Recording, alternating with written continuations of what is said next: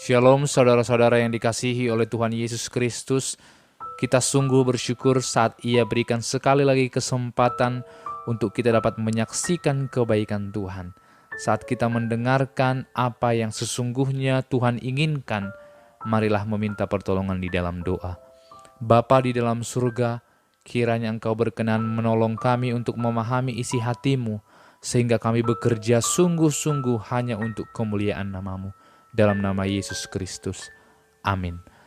Saudara yang terkasih, ketika kita diberikan sebuah kesempatan untuk melakukan apa saja yang bisa kita lakukan, apa kira-kira yang akan kita lakukan kepada orang yang paling kita kasihi? Mungkin ada yang berkata akan membelikan dia barang yang mahal. Mungkin akan ada yang berkata dia akan memberikan waktunya yang begitu spesial bersama orang yang dikasihi. Namun kali ini kita akan melihat apa yang Tuhan berikan kepada kita sebagai bukti kasih-Nya kepada kita.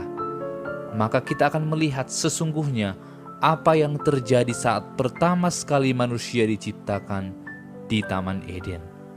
Prinsip utama saat Allah menciptakan manusia ialah manusia melayani Allah dengan hati yang bersukacita. Apakah Anda mengingat kisah Yakub? Saat ia sungguh menginginkan Rahel untuk menjadi istrinya, ia bekerja belasan tahun kepada Laban. Tetapi ia berkata belasan tahun itu rasanya hanya beberapa hari saja, karena ia melakukannya dengan sebuah tujuan, yaitu cinta yang sejati.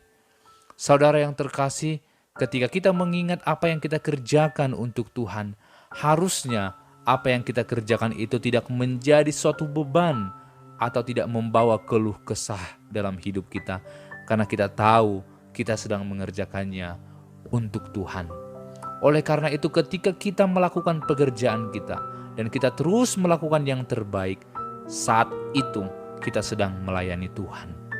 Saudara yang terkasih, jika kita tahu bagaimana keadaan manusia saat dicipta, maka kita mau melihat bagaimana saat ini manusia bekerja.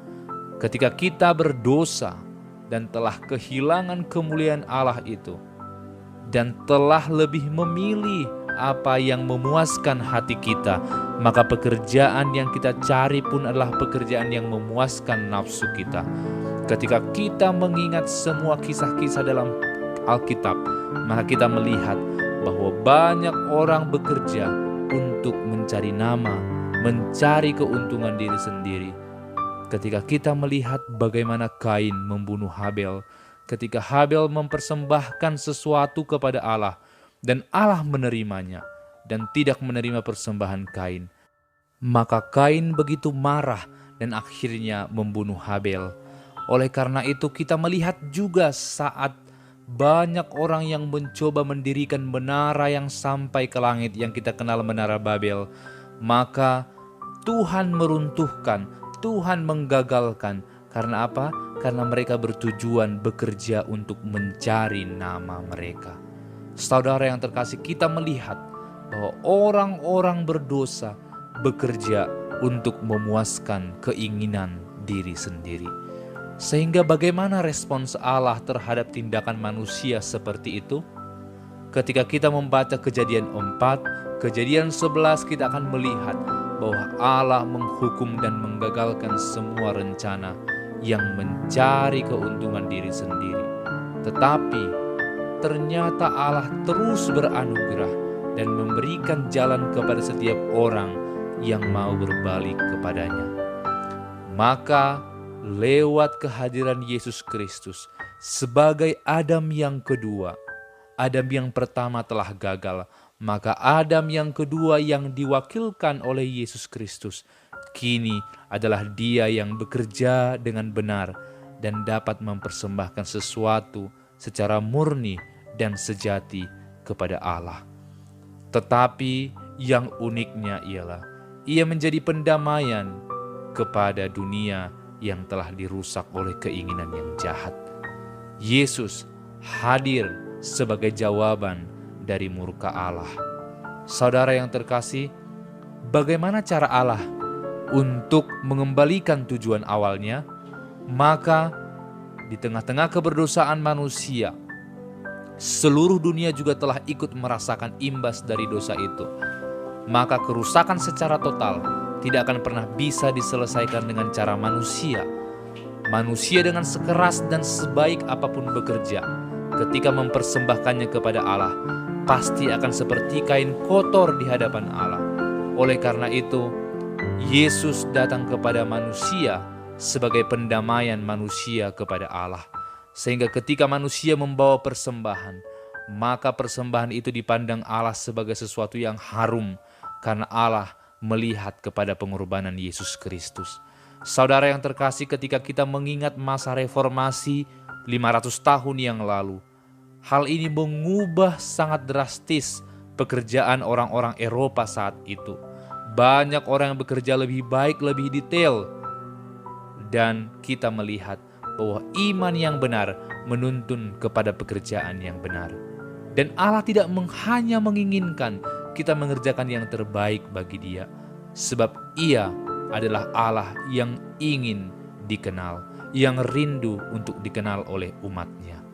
Saudara yang terkasih, milikilah hati yang ingin memberikan yang terbaik kepada Tuhan, hanya karena satu alasan, yaitu mengasihi Dia.